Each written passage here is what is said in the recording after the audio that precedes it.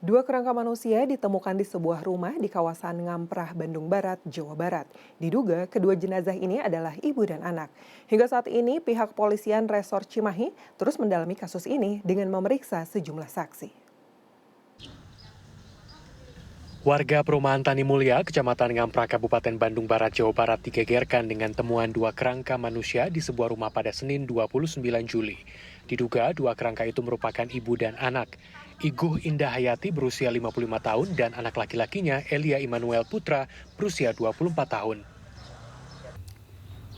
Tepat di belakang saya ini adalah rumah dari ditemukannya mayat yang sudah berubah menjadi kerangka yang diduga merupakan ibu dan juga anak di kawasan Ngamprah, Kabupaten Bandung Barat.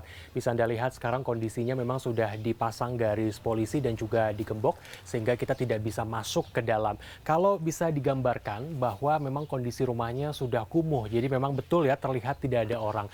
Dan sebetulnya rumah ini sangat dekat dengan pemukiman warga lainnya begitu. Artinya tidak berdiri di satu tempat tapi juga ada beberapa rumah di sampingnya sehingga ini bisa menjadi petunjuk untuk menguak bagaimana sebetulnya kematian yang diduga ibu dan juga anak di dalam ini.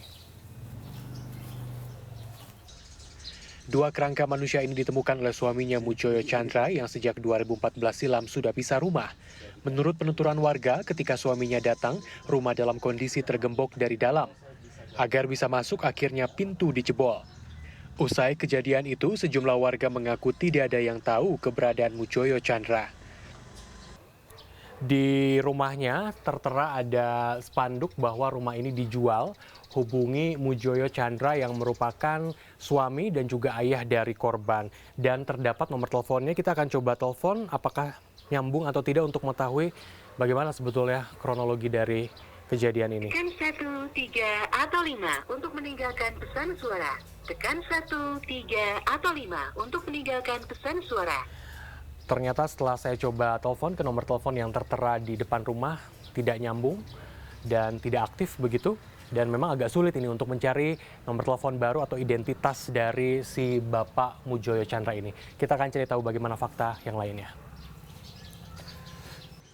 Salah satu tetangga korban, Ai Suryati bercerita terjadi perubahan sikap pada korban sejak 2007.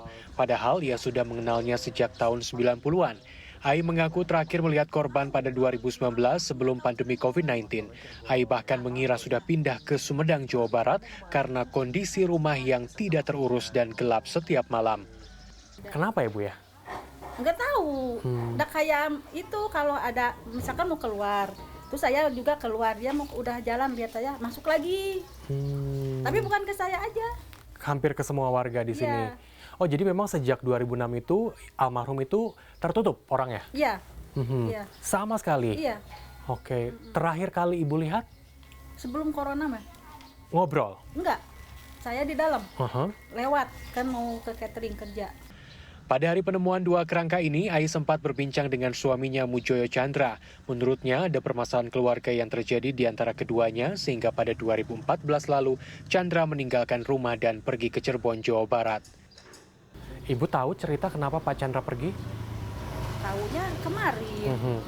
Apa katanya, Bu? Katanya istri nggak tahu itu mah. Oke, ada masalah keluarga. Iya, yang keluarga. Harus ada masalah keluarga gitu. Setelah itu sudah tidak, Pak Chandra nggak cerita apa-apa lagi? Enggak. Enggak. Oke. Jadi yang ngebongkar itu Pak Chandra dan suami Ibu? Enggak, suami saya mah enggak ada. Minjem? Sendiri. Oh, sendiri? Sendiri. Kan Oh. bawa alatnya sendiri. Sendiri. Tadi Ibu cepat cerita, istri saya nekat katanya. Pak Chandra sebelum bongkar itu teh datang ke sini kan Bu Ain takutnya istri saya bunuh diri soalnya istri saya nekat orangnya gitu, takutnya bunuh diri. Terus kata tetangga saya itu nggak mungkin Pak Chandra masa nggak ramai, harusnya ada ya, pastilah ada kabar kalau bunuh diri gitu kata teman saya teh. Nah udah gitu udah bongkar, udah cerita gitu teh bongkar, tiba-tiba iya bener balik lagi ke sini Bu Ain ternyata omongan saya benar, istri saya bunuh diri.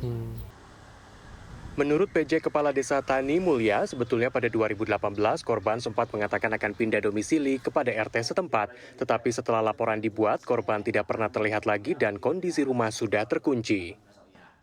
Sebetulnya mau pindah rumah satu keluarga dan dulu. Sempat dia itu ke Pak RT juga pamit sih yang korban itu, yang meninggal itu, yang udah jadi kerangka itu. Tapi pas memang karena itu digembok, jadi si warga di daerah tersebut mengetahuinya pergi gitu, udah pergi karena lihat situasi rumah sudah nggak layak lah gitu, kayak rumput-rumput udah pada tinggi gitu. Dan sebelum itu ada pengajuan akan pemindahan? Nah sebelumnya itu sempat bilang katanya mau pindah. Nah dari situ nggak kelihatan atau sampai kemarin itu. Temuan 2 jenazah saat ini ditangani oleh Kepolisian Resor Cimahi. Pada Selasa 30 Juli, kepolisian mengerahkan tim forensik untuk melakukan olah TKP. Sejumlah barang bukti sudah diamankan polisi, termasuk tulisan-tulisan kekecewaan kepada Mujoyo Chandra yang diduga ditulis korban di tembok yang dijadikan petunjuk pihak kepolisian. Polres Cimahi beserta dengan tim forensik dari Rumah Sakit Sartika ASI melaksanakan kegiatan olah TKP terkait dengan adanya penemuan 2 jenazah yang sudah menjadi